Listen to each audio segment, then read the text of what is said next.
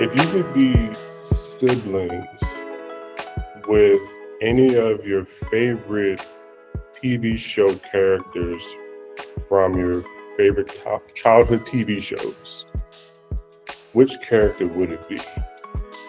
Oh God.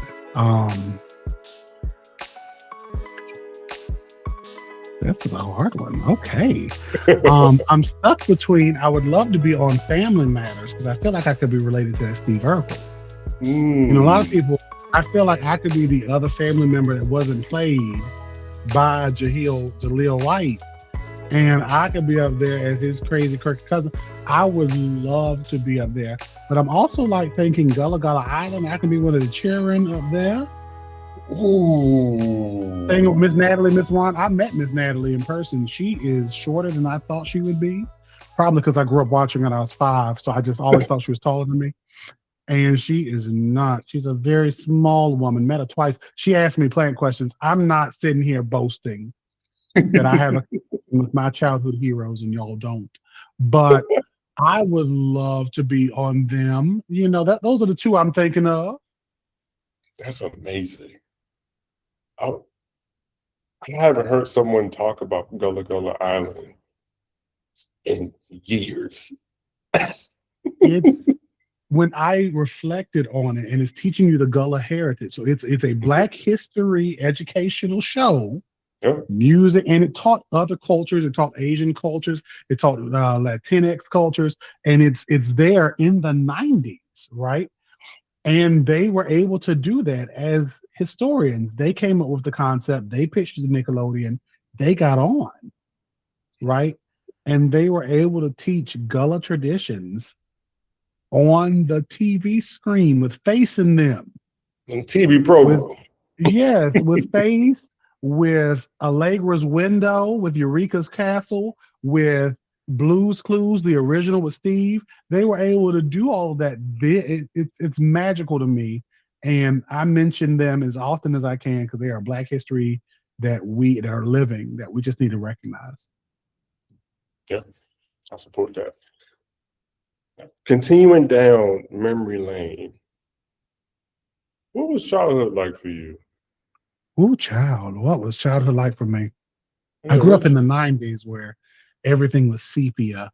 And it was the best time in the world in the 90s. It was such a great time. What year was you born again? 2000 who? Stop it, 95. 95. Okay, you don't really count as a 90s child. So then I'm a 90s baby. You don't remember it. You don't remember the 90s. I remember the 90s. I remember the 95. And I grew up in a small town in North Carolina called New Bern. And partly in Vanceboro, or briefly in Vanceboro when I was a child. And I can remember being this quirky, nerdy, weird child. The creative spirit you see on my social media platforms is a refined version of the wild, creative child that I was.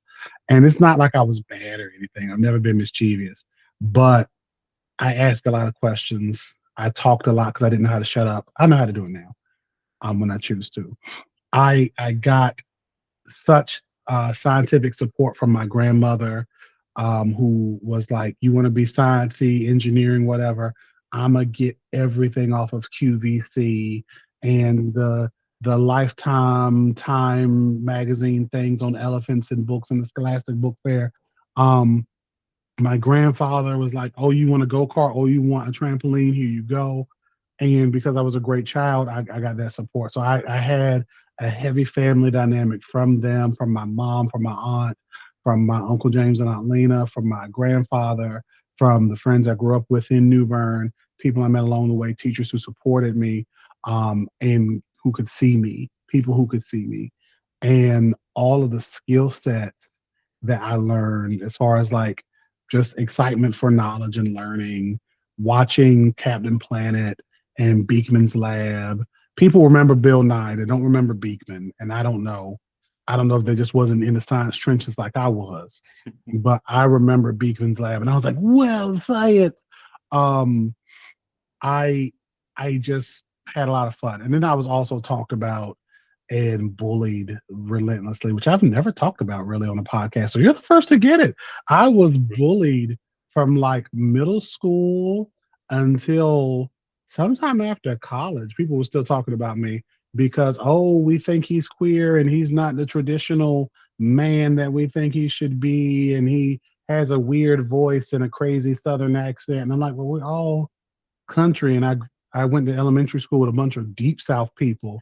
So I sound like Andy Griffin. I'm sorry that I talk like this and I'm talking real Southern. I don't remember what my accent used to be, but I got rid of it. It's not here now unless I'm really tired or really something else. But I had such a beautiful time, such a beautiful childhood, a lot of achievements, a lot of awards, a yearbook geek. There was so many things. That was my childhood. Just a lot of fun, a lot of high times, and some very low times too. Just from people, children being children. Hmm. I understand that. And we both have some roots in North Carolina, intriguingly enough. So I lived in Raleigh from 2018 to 2026, Mm-hmm. 2026, and both uh, we both share a school. So you went to NC State, I went I to NC State. did. Yeah, You, oh my goodness, go Pack. What you go to state for? I had a PhD in sociology. Wait a minute. You did not tell me you were nobody's doctor. Yeah, I'm up in them people's. Yep, up in the people's schools. I need you to put doctor in front of all of them things on the side of you. Dr. Dixon, Dr. DS Vine, put the doctor in front of each of them social media icons. Dr. TikTok at DS Doctors. Vine, Dr. Instagram. Doctor supersedes it all. And see, you see how you told us where you got your degree from and you didn't hide it like other people do? I love this. Some other people, you ask them where they got their degrees from, and they say the school shut down and just picked up and left. I'm sorry, this is your show. Go ahead. I love being on other people's shows. I can just be me and be a personality. I love this. I don't have to monitor stuff. I just got off a podcast where I have to be monitoring and I actually have to be like intentional. But I love getting on other people's shows where I can be a wild child. I'm not managing nothing. I'm here for it. Go ahead. Now, when you go from childhood into teenage and young adulthood, I'm curious, when did you start posting content to the internet, whether it be video, blog, whatever? When did you start putting stuff on the World Wide Web? Like just in general? Just in general. So I'm going to date myself here. And it's okay because I'm becoming the oldest in rooms. I used to be the youngest, and now I'm the oldest. I had a MySpace, and I was putting things on MySpace, and I'm really sad my MySpace got like purged because there were pictures and conversations with people that are just gone. I have no copies of access to. So that would have been 2007, 2008.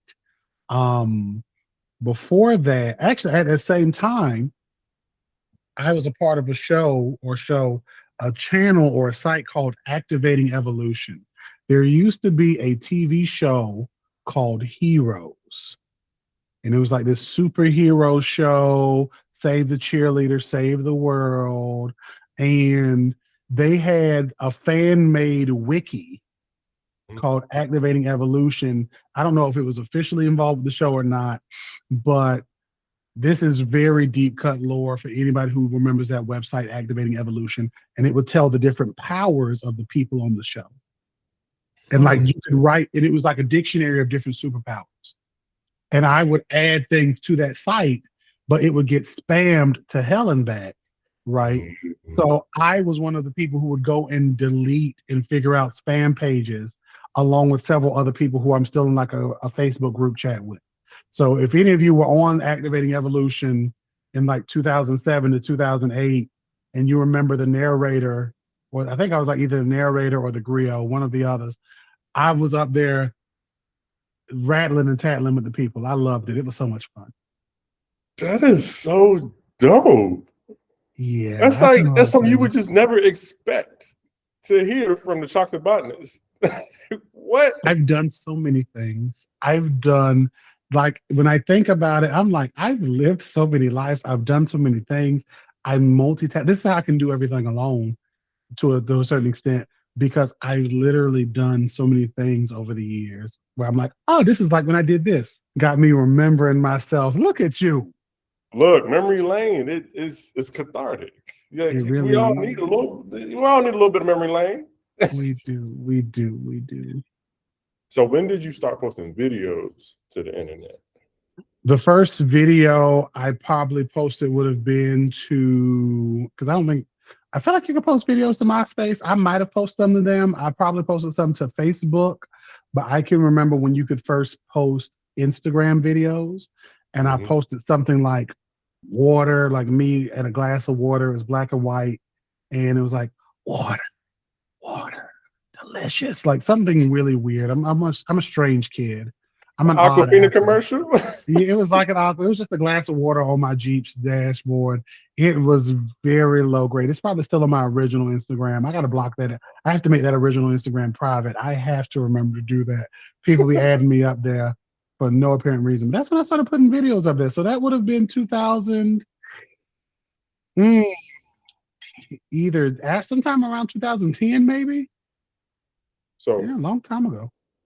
walk me into TikTok and Instagram age of the content that people are used to seeing from you nowadays. How did you get to that Ooh, oh my goodness. So I was at a nonprofit in Northern Durham point? and I was doing all types of plant stuff that they were not accustomed to seeing.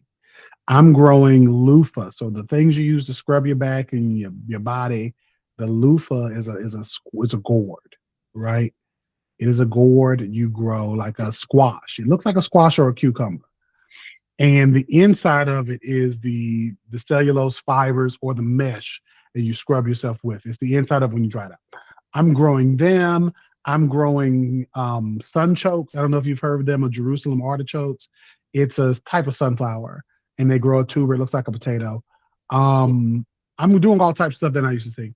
And when the people would tell me my stuff was not going to work, I'd be like, I'm just a crazy botanist. I don't know what I'm talking about. So somebody told me I should brand it. I did, and I started putting up content in 2018. Now, before that, I had failed attempts of putting up content as like Destined for Greatness academic services. I was trying to put up tutoring content and videos.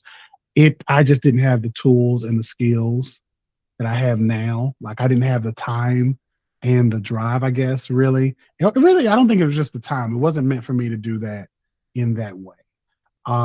So 2018, I start posting content on Instagram and Facebook, easiest places to do because they were connected.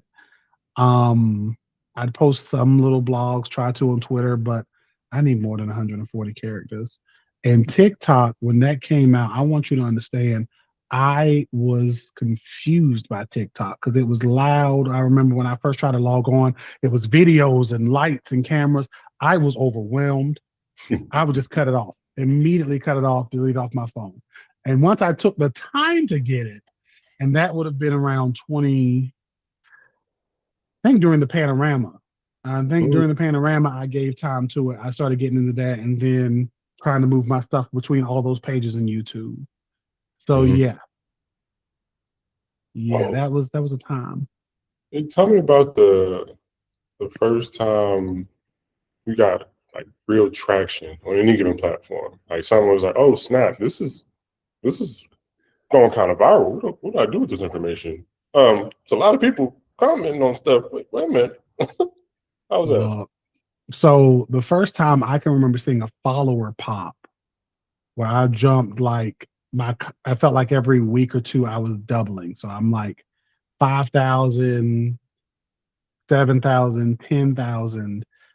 All then a couple of months, 40,000. I'm like, what? I was just at five.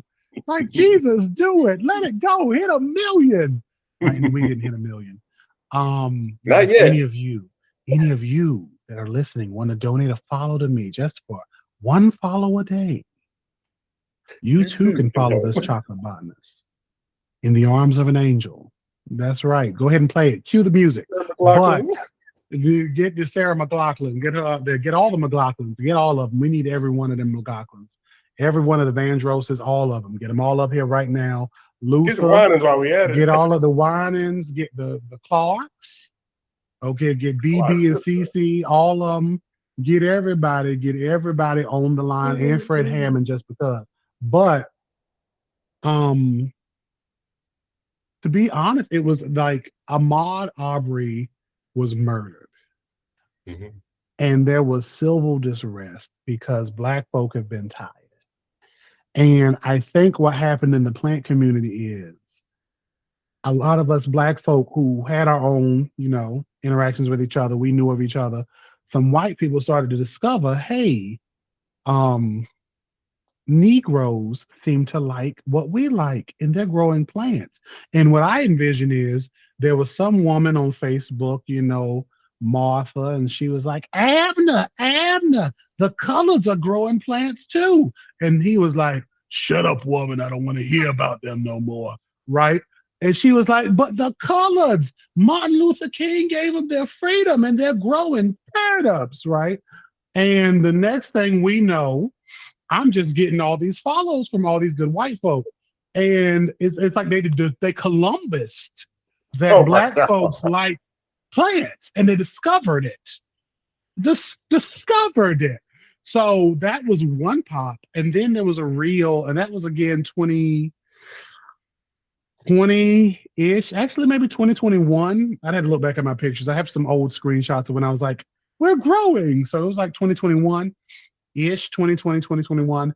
And then around 2023 ish, 2024, I posted a reel talking about a plant hack and y'all's cousin Hamilton. And it went and hit 1 million views. And I was like, wait a minute, 1 million people, where's these 1 million views at? 1 million people follow me. Come on. Just click that follow button, hit it. And they didn't. They coming. I know they're on the way, but Instagram be playing games. So that was, traction. And now recently, my YouTube, it's like every month is like 200 or so followers or subscribers. So it's been different points where I've done something and I'm like, okay, what can I do to like recreate this energy or keep this traction going? And I've learned a lot of like trying to keep the pressure on and not just being like, oh, this is just going to keep going. Like I need to do something else and keep the pressure on to try to keep people coming. But in the plant sphere, especially because I'm more scientific communicator than the rest of my plant counterparts, it's a little different for me. Mm-hmm. Mm-hmm. And building up that traction, trying to keep things going, have you ever hit a point of burnout? And how have you navigated that, if you have? Oh yeah, it's been burned out all the time. I will consistently get burned out. I am like a one man band. I have a person now, a sister, who will go through my emails and help me out with that because I hate administrative work. I know that about myself, so I don't want to answer no emails. I want to see everywhere. I want to be everywhere. I want to be on every stuff. But if I have to answer emails to do it, or if I have to fill out a form, that's my kryptonite. If me and Superman were fighting each other, and I had like some kryptonite gloves, and he had a Google form or a PDF I had to fill out. That's it. He won. I don't even got it. He didn't even get anywhere near me. He was right on top of me. He almost passed He out, and I said, dropped to the ground. He's like, form. And I'm like, oh my God, I have to fill this out right now and send you pictures and my bio. That's it. We're done. We're done. So with burnout, it has been trying to post content, trying to move it between the pages, doing all the things that these random people are saying to do, trying to work the ways that random people say to work on the internet, right? These workflows that people say work for them, or this thing they say will get you all these followers and views. And the burnout is really after disappointment, where okay, you post every day for 30 days and then you're going to just pop and go viral. And it's like, nah, that ain't happening. And now I'm disappointed and I'm trying to post on all these platforms and I'm doing this solo dolo and I'm making 20 cents off of Instagram. Like, what is happening here? And navigating that had been me just dropping it and being like, F this. I'm not going to post content anymore. I've given up more times than people know. I've been like, I'm not doing this no more because you people don't like it. If I do Magoo, a character I used to do, people say they want to see it and then they never comment, respond. If I do merch, people said, okay, we want merch. I'm creating merch. I'm putting up content. I'm getting to the drop shippers. I done put this stuff up. And then we make 2 sales, and 2 of them were me. And now I'm sitting here like, you people lied to me. And if I wanted somebody to lie to me and tell me they would do something when they wouldn't, I would just go to my father and talk to him. And I'm a little raw after Father's Day, so y'all got to forgive me. We did talk. We had a good conversation. I shouldn't do him like that. But that's what I feel in that moment. So I'm like, I'm just burnt out. I'm tired because I'm not getting the result that I thought I would get or I was told I would get. And navigating that has evolved from giving up and prayer and people speaking life into me into me being like, let me automate and create ways for me to work. So I do a lot of workflow automations with Zapier.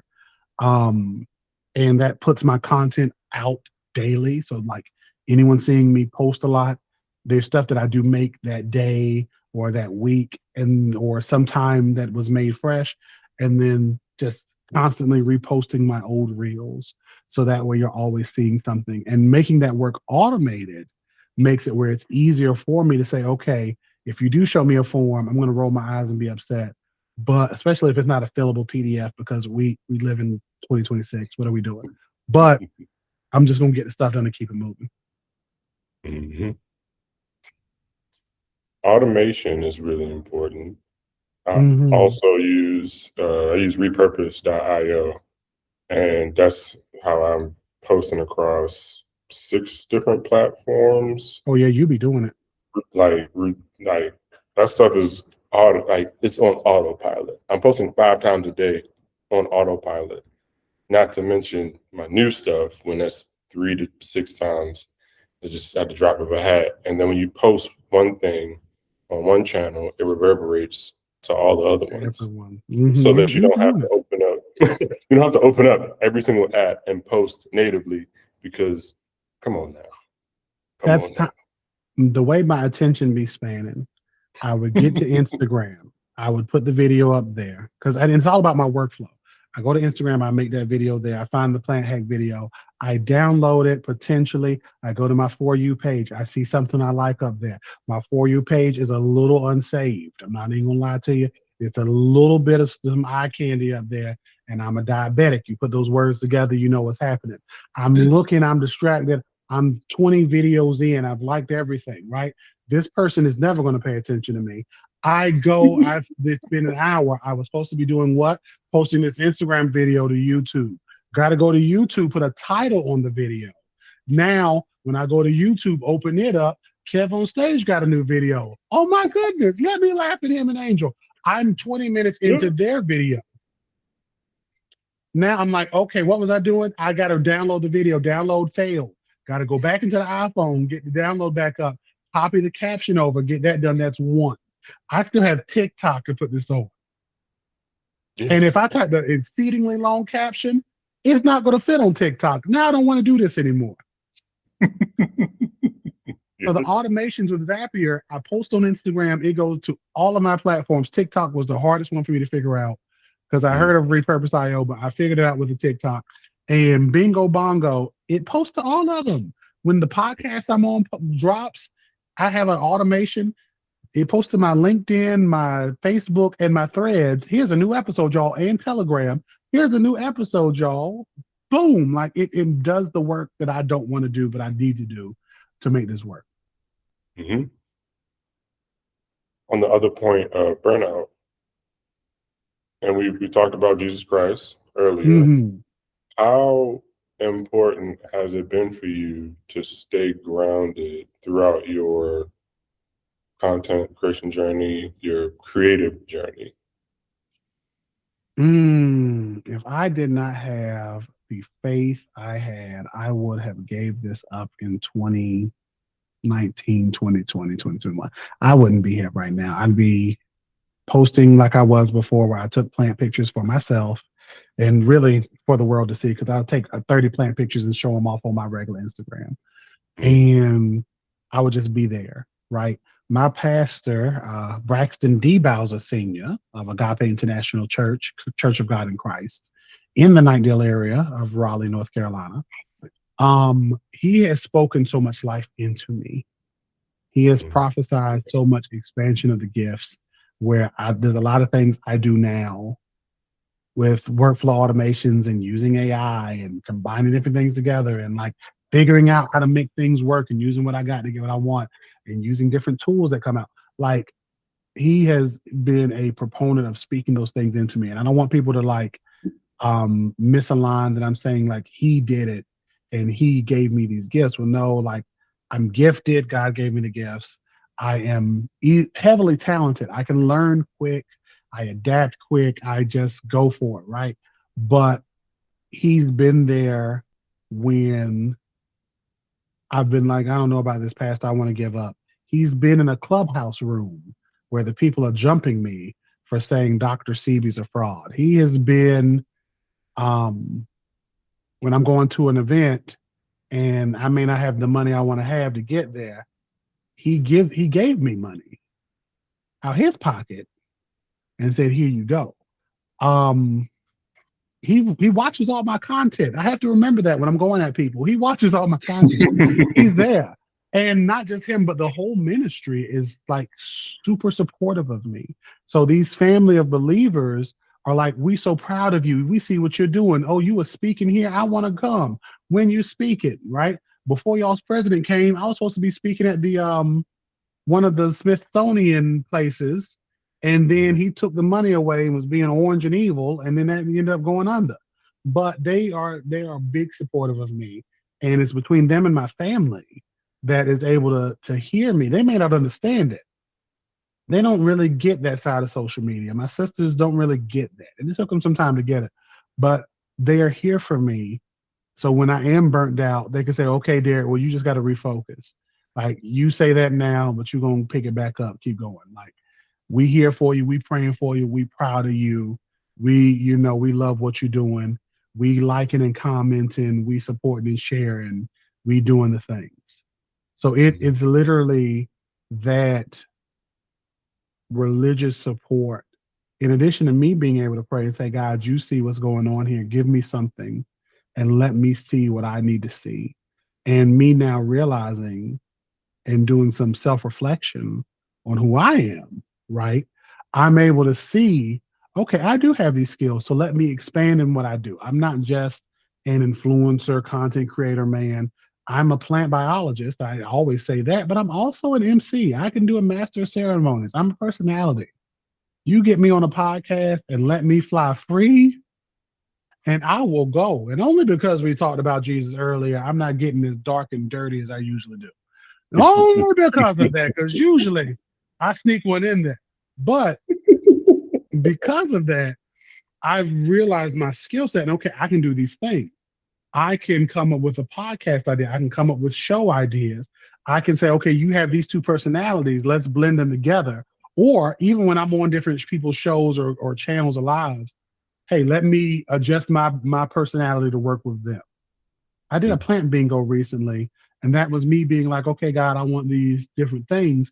I had built a connection with a garden center here, a local, and mm. they were like, hey, we want you to do this. Like, can you help us? We were thinking about asking you. Y'all know y'all my people. Let's do it.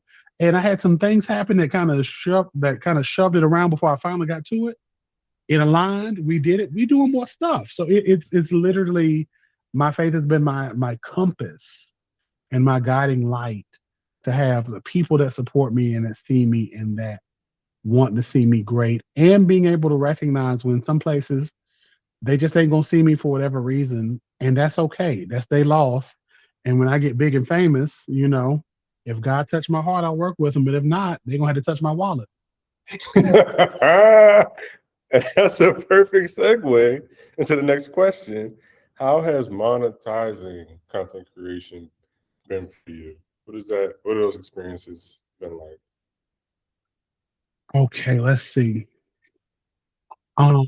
Monetizing content for me has me thinking that I would probably do better as an OnlyFans model talking about plants than doing this and hoping social media pays me.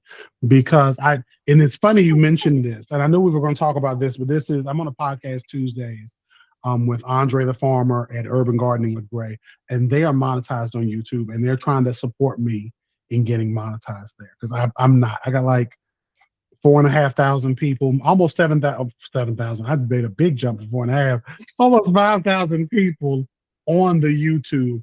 I'm not nobody's monetized there. I am monetized on Facebook, but Facebook now has it like a 90s game on the Sega Genesis in order for you to get the money because you have to do all of these quests first, like it's Final Fantasy X2.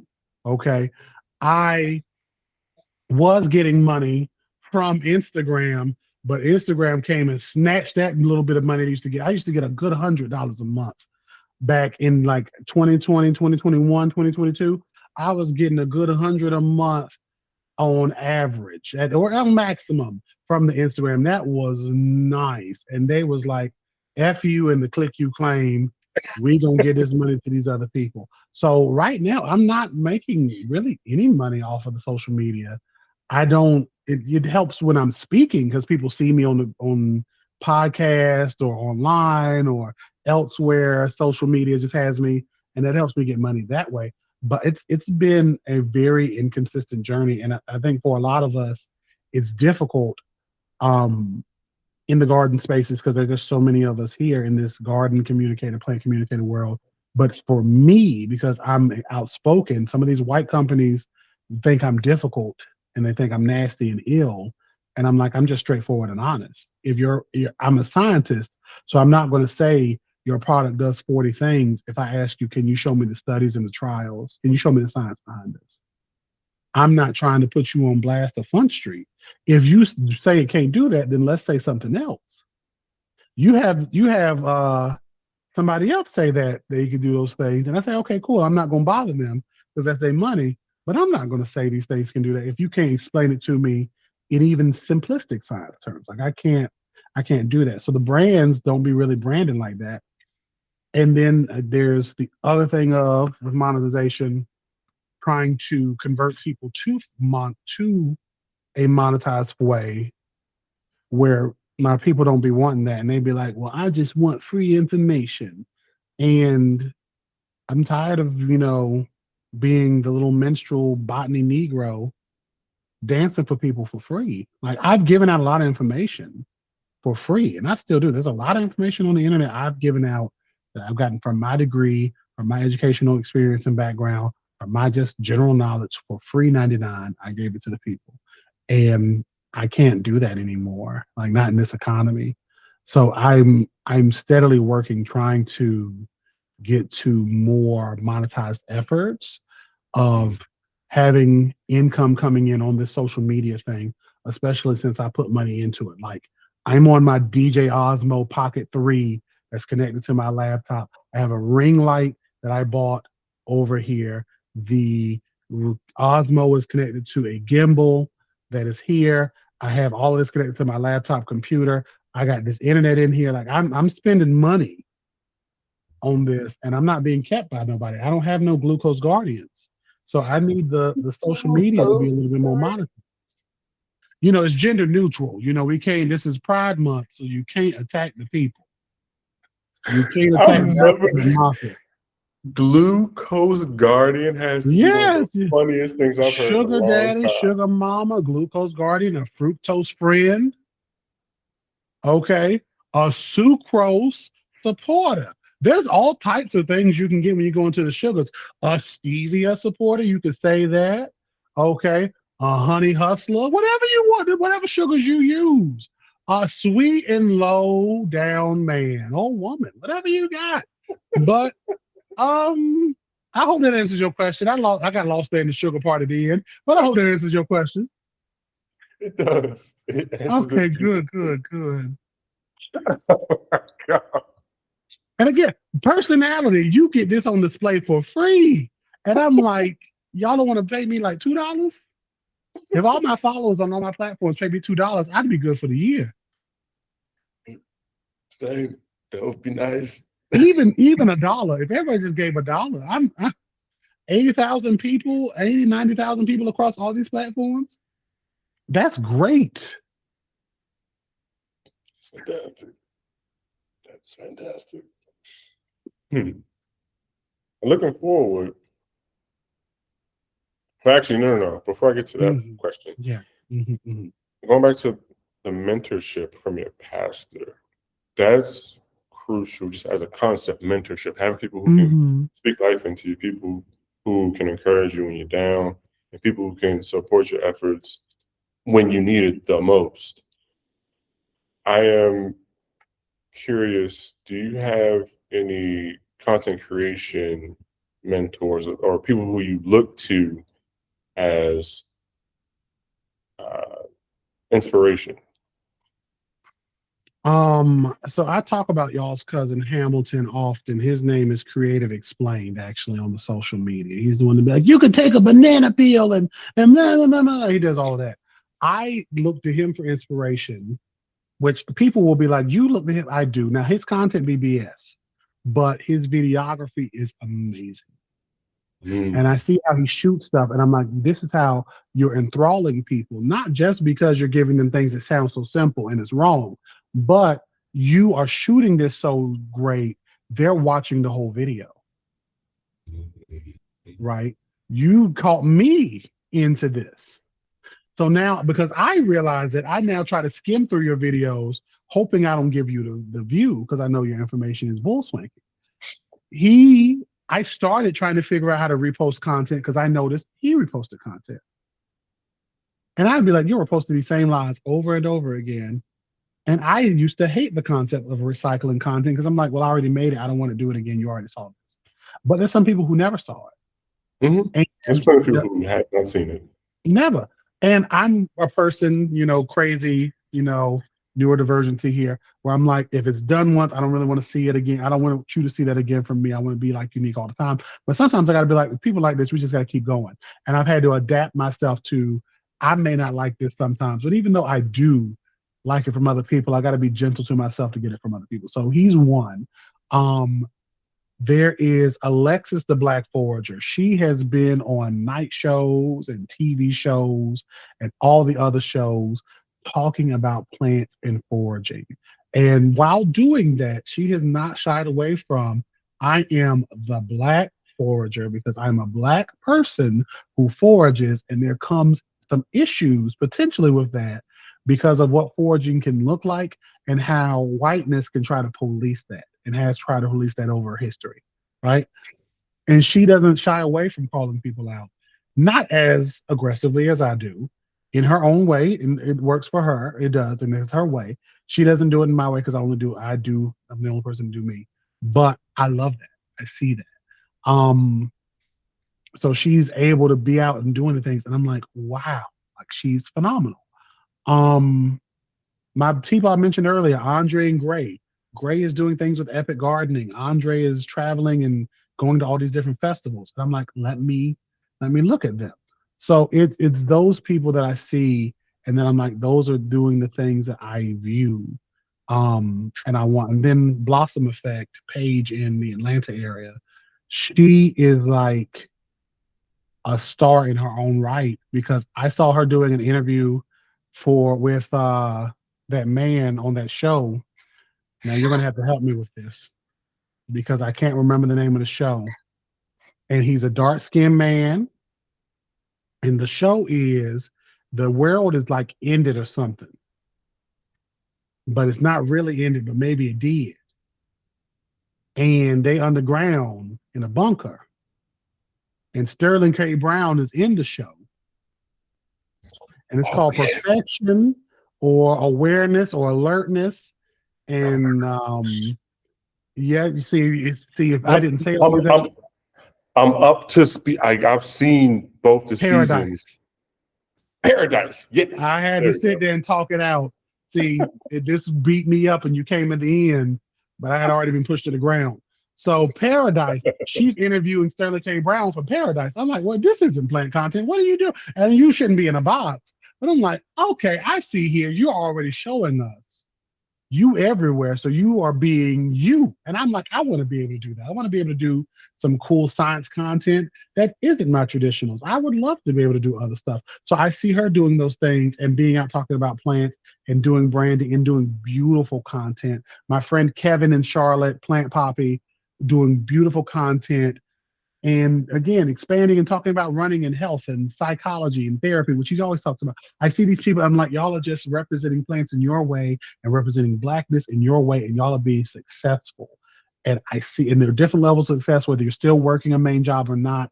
I'm just like, I just want a piece of that. I would love to be able to do this full time and not be like I'm broke as a joke, but like I got some money in the bank and I can pay for everything. Hmm. Yeah, that's amazing. And I asked that question because it's a beautiful opportunity for you to give flowers to the people who inspire you. And it's always important, especially in content creation, social medias. It can be very easy to be in your own little silo, and it feels like you're alone in this, even though you got X amount of followers in the comments. But there's a certain level of you're still removed from that interaction because it's behind a screen, so to Yeah, speak. You yeah. never, it's rare that you engage with people who actually follow you or subscribe to what you're doing.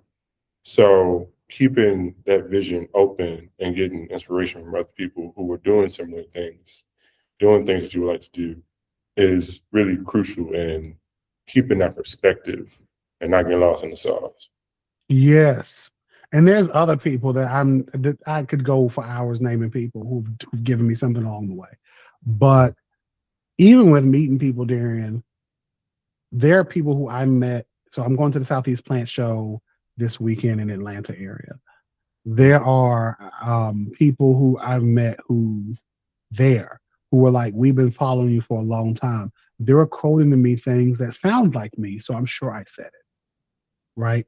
They because it's me in my own special way, my own sentence structure and wording. Okay, that's me. You got me. I probably did say that. Or people I used to make content with several years ago who aren't really doing content like that anymore.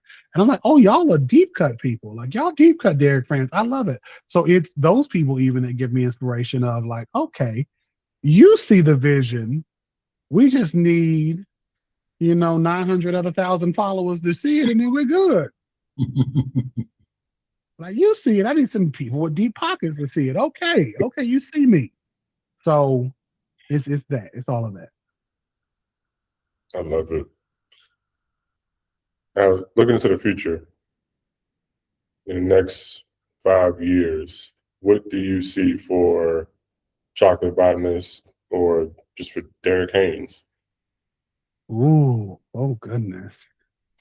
So 5 years from now would be 2031. I would be from this point 40, about to turn 41. I would want to be at a place where I am making content regularly outside of what I'm making now, long form content, whether it's doing more podcasting, TV shows. I know we don't really do TV, like TV shows seem to be going out of favor in the content world. It seems like these video podcasts or video shows are kind of where it's at because we're kind of divorcing ourselves from cable and subscription services and streaming in a way, kind of. But I would want to be doing that. There are streaming ideas, platform ideas I have to represent Black and Brown people, specifically Black folk, though, who grow plants and who are plantee. And I would want those to be up and off the ground. I would want to be able to say, like, this gift I have of plants and people and yapping is doing for me what I wanted to do, which is supporting me, hopefully fully, prayerfully fully, and giving me what I need where I can say, okay, I can do this work. I have time to create, see my family, see friends, travel, and do whatever. Derek would be able to, because I'm the director of communications at the church I attend. So I would have a team of people that I've been praying for years to help me do this media and this content, and have all these people trained up where it's not just me editing videos. And I'm not the only person that understands all the background stuff I know. Like workflow automations, I want to teach people that because I feel like everybody should know it. It is so helpful to be able to just say, okay, when this form is filled out, send this email. This is how it's going to be formatted, and that way we don't have to do it 5 times. Like if this is, or 50 times, it could just be done by itself. Like I would want to be in that world, and all of that from the comfort of my own house that I own, with my greenhouse in the back and my chambers, and it's solar powered, so I can do all the things and not have to worry. My family would be good, my friendships would be good, and maybe I'd be in a relationship. Who knows? But I would at least be good on all those other points. What is one piece of advice you would give to someone who is looking to start with content creation or looking to level up their content creation from wherever they are currently? When people are looking to start content creation, I tell them to look to people who are already doing what they want to do. So, like, there is a person out there somewhere who is already making content adjacent to what you want. There's nothing new under the sun. So, when it comes to like you wanting to make content that is for therapy, for mental health, there's already content creators talking about mental health. See who vibes that you vibe with and what you can learn and mimic to make your own, right? There are people who are talking about plants. What can you vibe and mimic to make your own, right? What do you like and not like, and how can you do those things? And then be ready for everybody who's going to come to you. There's going to be people who are going to give you the best advice and support and love. And there's going to be people who are just going to be there to be nasty, right? There's a person who used to come up, some potentially older woman. It could have been anybody behind that account. And she would say things like, "It's so funny you never check your videos, and you, because your audio was off in this one and you didn't see it." And I didn't, because I posted that video and I'm running to work. And the audio somehow was out because Instagram used to have issues with me and my audio and video. So it used to just be like, "No, your volume's all the way down on this video and you're going to have to re-record it because we've lost it now." Right? But she would say, not, "Hey, I see you don't have audio in this one. It's so funny. Your face is swollen. It looks swollen. Are you okay?" Things like that. Like this is real conversation. Real. I'm going to work in the morning, and it's like she had a camera on me, right? Candid camera. Your face is swollen. Are you okay? And now I'm at work, like, is my face swollen? And I had to learn, this person don't mean me no good. You just a little imp. You being devilish right now, and you're disappointed in your own life. And when these people come, especially now, because they're trying to make a name for themselves by tearing me down, I try to give them the warning, let them know, like, hey, don't do this. I'm not the one to do this to. And then they learn the hard way. But I tell people, if you don't choose to come at people the way I do, because I clap back and I clap back loud, be ready that people are going to try you, and have your contingency plan for that. Whether you restrict them, whether you block them, whether you just ignore them and your followers handle it, whatever. Be ready for that, because there are some people in this world who are miserable, and they want you to be miserable too, because they see that you're doing something that they are just too afraid to do. So keep that in mind and keep on growing.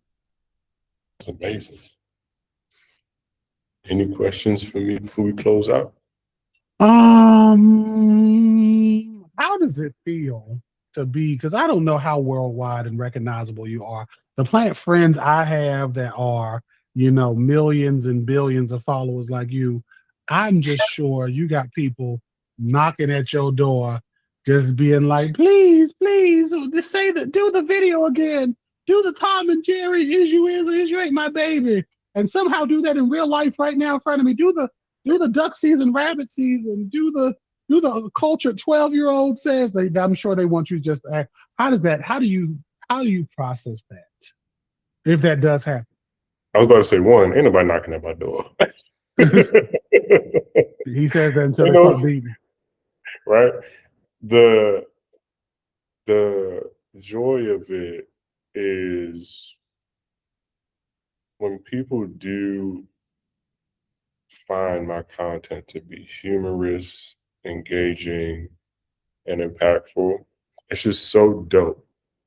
The best comments come across when people say, "Oh, snap, I forgot about even having that memory. Like, I forgot I even remembered that."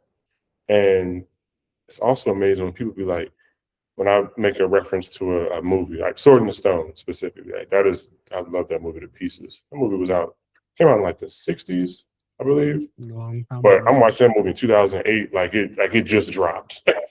But when people see that I reference that movie and then they say, "Oh, snap, I remember that movie and I'm going to show it to my kids Oh, to share that joy because I loved it and I know they'll love it." So now, because of a video, I am sharing generational joy, like in a way that's like unparalleled. Like creating, I'm helping create a moment between a parent and child that's so that's across beautiful. across the country, across the world. I And it's just the impact that we have through media is unparalleled now because everything's at your fingertips or at the drop of a voice a voice suggestion. Oh yes. So to have that type of impact comes with responsibility and it comes with being genuine about what I post, why I post it, and being clear about who this is for. It's for the millennial who grew up on SpongeBob, who grew Mm-mm-mm. up on watching like deep cut shows from Cartoon Network, Nickelodeon, Disney Channel, like Our Real Monsters and Uh, Ren and Stimpy, like Ambi and Dexter go to like that's PBS type stuff where it's like it was a side show. It feels like a fever dream. I kind of remember it, but I don't know the name of it. Like when you look up Ambi and Dexter, your brain is gonna unlock something. It's like, oh, that's what that was called. So like that type of stuff brings me joy. And then in the long form situation where podcasts like this, being able to give voice to creatives who like they only share what they share mhm. on a regular, but there's so much more to the story. So being able to uh, create a space for people to share more is dope. So everybody winning. Now, when people do start knocking on that door Mhm. with the wide open and the check and the check is blank, there will be signs. Oh, hallelujah All I'm for gonna say, sign. it ain't there yet. There Uh-huh. will be signs. Look, the people will know there's gonna be signs of me. I'm gonna get this beard dyed gold. Tips in my hair, my beard called gold. I'm gonna be the golden chocolate botanist. I'm gonna go and it's gonna be the people are gonna be like, Derek, you changed since you won Idol. Like they said in the Fantasia movie, you done changed since you won Idol, Tasia. I'm like, I sure did. Now get out my face. Get out my face. Security, get this person out my face. And they're gonna drag them away. Big people. I'm gonna have to get big people for some of the people. I already know a couple of them. I told one woman I was trying to date. I said, if you don't get in on the first floor with me, baby, you ain't never getting in when I get famous. And she said, so if I came up and you was speaking somewhere, I said I would call the security on you. And I already know I need to get three of them on you because even though you thin, you wiry, and I know they need to drag you away. Drag her away, five deep. Grab her, mace her. You got to mace her because I told her this would happen, so she's already knowing. You got to mace her, tase her hard, and then put her away. Man, well, those are all my questions, and I really appreciate your time. Like, thank you so much for your wisdom, and I'm really intentional about the people that I ask to interview. Like, I'm interviewing people that I follow, because the people that I follow are dope in some capacity. And so it's just amazing just being able to share a digital space with you. And I don't take that for granted. Giving you your flowers. I mean, all pun intended, as the botanist extraordinaire. But yeah, and this won't be our last conversation. So I Look, appreciate it. thank you for having me. Any podcast I am on, I tell people, anyone, I will go to any of them because I appreciate being seen. And thank you for all you do.